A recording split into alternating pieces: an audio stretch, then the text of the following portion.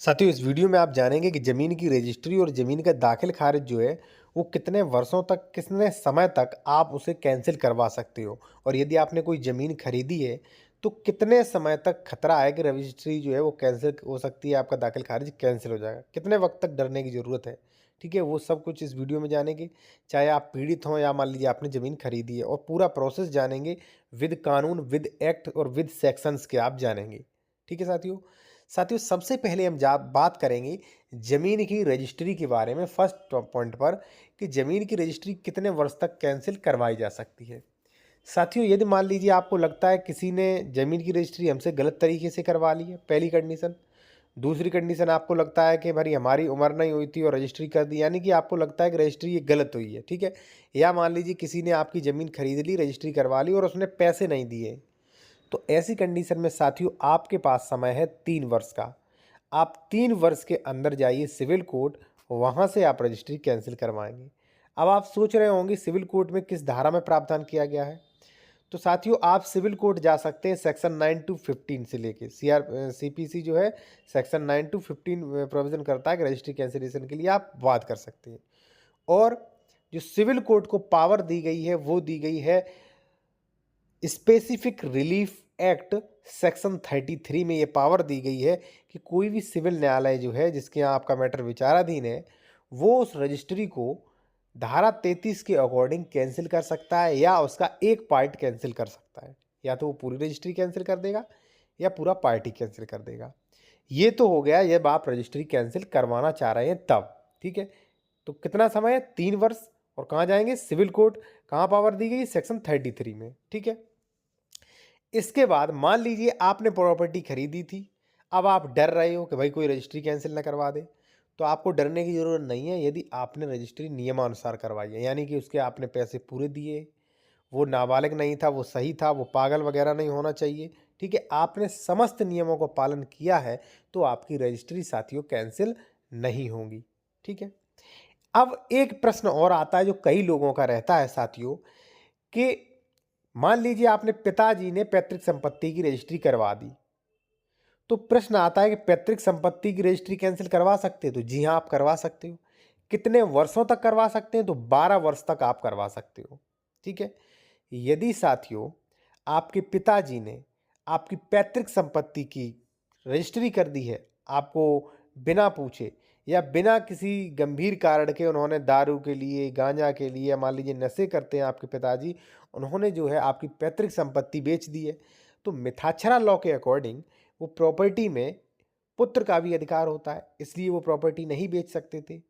तो आप उसकी रजिस्ट्री कैंसिल कराने के लिए लिमिटेशन एक्ट के अनुसार 12 वर्ष तक आप जो है केस कर सकते हैं। 12 वर्ष के अंदर वो रजिस्ट्री कैंसिल करवाने के लिए आप कोर्ट में केस कर सकते हैं, ठीक है साथियों। तो दोनों ही क्राइटेरिया अलग है।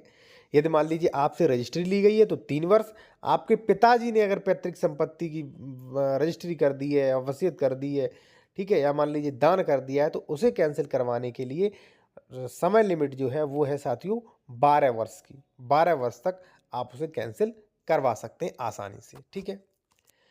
और साथियों कोई भी लीगल एडवाइस है ले सकते हैं। कॉन्टैक्ट नंबर हमारा वीडियो की डिस्क्रिप्शन में आपको मिल जाएगा। और उत्तर प्रदेश में आप जमीन खरीद रहे, कोई डॉक्यूमेंट चेक करवाना चाह रहे हैं, दिखाना चाह रहे हैं, दिखा सकते हैं। कॉन्टैक्ट नंबर वीडियो के डिस्क्रिप्शन में है। साथियों अब आती है बारी दाखिल खारिज की, म्यूटेशन की। कई लोग ये सोचते हैं कि मैंने रजिस्ट्री करा ली, दाखिल खारिज भी करा लिया, अब क्या, अब तो प्रॉपर्टी हमारी हो गई, अब कोई भी दिक्कत नहीं आएगी। तो गलत सोचते हैं। मान लीजिए आपने रजिस्ट्री करा ली, दाखिल खारिज भी करा लिया, आपने मकान बनवा लिया, आप उस पर रहने लगे, फिर भी दिक्कत आ सकती है, ठीक है। तो दाखिल खारिज को भी चैलेंज किया जा सकता है, दाखिल खारिज को भी कैंसिल करवाया जा सकता है।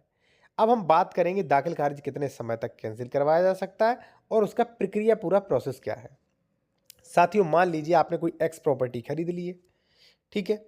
वो खरीदी थी आपने 2012 में, ठीक है। और उस व्यक्ति ने आपको हिस्से से ज़्यादा ज़मीन बेच दी है, ठीक है। उसने अपने दूसरे भाई की भी बेच दी, आपने खरीद ली, रजिस्ट्री करवा ली, और भाई आपने 2 साल बाद दाखिल खारिज भी करवा लिया। अब 10 साल हो गए, तो ऐसी कंडीशन में भी दाखिल खारिज करवाया जा सकता है, ठीक है। क्योंकि रजिस्ट्री इनवैलिड और रजिस्ट्री भी कैंसिल होगी आपकी, लाइफ टाइम तक होगी। अगर रजिस्ट्री साथियों इनवैलिड है, शुरू से ही शून्य है, तो उसका कोई महत्व नहीं, वो शुरू से ही शून्य है तो बेकार ही रजिस्ट्री, उसे कैंसिल करवाने की जो है वो चाहे 12 साल बाद चाहिए चाहे 20 साल बाद वो कैंसिल हो जाएगी। यदि आपने बिल्कुल सही किया है, ठीक है, आपकी रजिस्ट्री कैंसिल नहीं, रजिस्ट्री सही है, फिर भी आपके दाखिल खारिज को चैलेंज किया जा सकता है। बात आती है कितने वर्ष तक किया जा सकता है, तो समय सीमा है 3 वर्ष। ठीक है साथियों, ये समय सीमा तब है जब आपकी रजिस्ट्री और दाखिल खारिज सही लग रहा है तब। यदि आपने गलती की, फर्जी तरीके से करवा लिया तो दाखिल खारिज 20 साल बाद भी कैंसिल हो सकेगा। अब थोड़ा मैं आपको दाखिल खारिज कैंसिलेशन की प्रक्रिया समझा दूं। साथियों, मान लीजिए हमने आपको वसीयत की और आपने वो वसीयत जो है एक्सपायर होने के बाद आप जो वसीयत तहसीलदार के यहाँ पेश करेंगे, तहसीलदार ने मान लीजिए 2020 को आदेश दे दिया कि ठीक है भाई, ये ज़मीन आपके नाम दाखिल खारिज की जाती है। आपने वसीयत के आधार पर दाखिल खारिज करा लिया। अब आप स्वतंत्र हो गए, आप समझ रहे होगे कोई दिक्कत ही नहीं होगी। कोई दिक्कत नहीं साथियों। 4 साल बाद दूसरा बंदा, मान लीजिए मेरा पुत्र या मान लीजिए और कोई व्यक्ति पहुंच जाता है कि अरे ये वसीयत तो फर्जी है, ठीक है, तो वो जो है सबसे पहले रेस्टोरेशन प्रार्थना पत्र देगा तहसीलदार के यहाँ कि श्रीमान जी, जो उक्त फाइल में फलाने वलाम फलाने में जो आपने आदेश किया था, जो दाखिल खारिज का वसीयत के अनुसार आदेश किया था, वो एकपक्षी है, न्यायालय को गुमराह करके कर लिया गया है, इसे कैंसिल करने की कृपा करें। ठीक है, तो वो रेस्टोरेशन प्रार्थना पत्र देखेंगे, उन्हें अगर लगता है तो रेस्टोर करेंगे फाइल और आदेश आपका निरस्त करेंगे और फिर से दोबारा सुनवाई होगी। ठीक है, तो दाखिल खारिज जो है साथियों, वो आपका काफ़ी समय तक कैंसिल करवाया जा सकता है। रजिस्ट्री की तरह उस पर समय सीमा नहीं, टर्म बाउंडेशन नहीं है। ठीक है, मान लीजिए आप 2 भाई हैं, आपके पिताजी एक्सपायर हो गए, अब आपने फोती पूरे अपने नाम करा ली, दाखिल खारिज अपने नाम करा लिया, भाई को चेक दिया, भाई को 10 साल बाद पता चलता है तो भाई दावा करेगा और आपका दाखिल खारिज कैंसिल करवा देगा, पहली कंडीशन।